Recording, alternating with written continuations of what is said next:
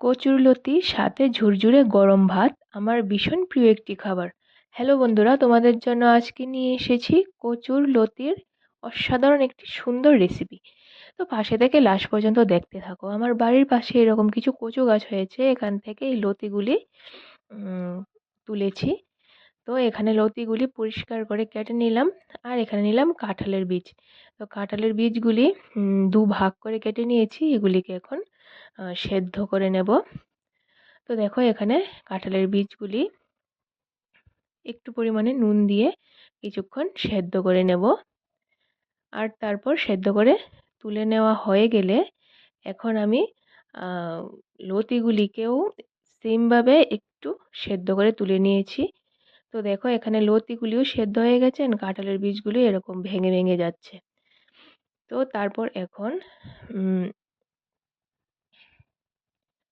এখানে নিয়ে নিলাম পেঁয়াজ কুচি, কাঁচা লঙ্কা কুচি, রসুন থেতো করে নিলাম।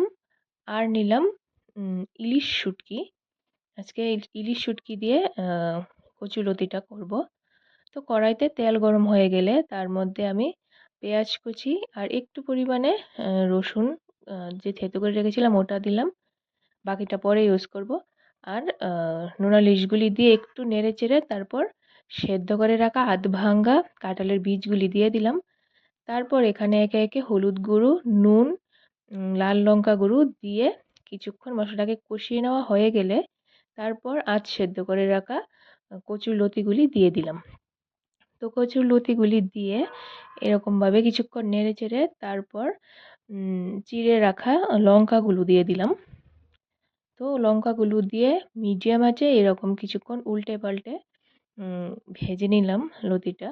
কারণ লতিটা ভালোভাবে ভাজা না হলে গলায় ধরবে। তো তারপর কিছুক্ষণ ভাজা হয়ে গেলে যে বাকি থেতো করা রসুনটা ছিল ওটা একটু জলের সাথে মিশিয়ে ইউজ করলাম। করে তারপর ওই জলটা দিয়ে ঢেকে রেখে কিছুক্ষণ এটাকে টানিয়ে নিলাম। তারপর আবার ঢাকনা উঠিয়ে কিছুক্ষণ ভেজে নিলাম। তো তৈরি হয়ে গেল আমার ইলিশ শুটকি দিয়ে ঝাল ঝাল কচুর লতি।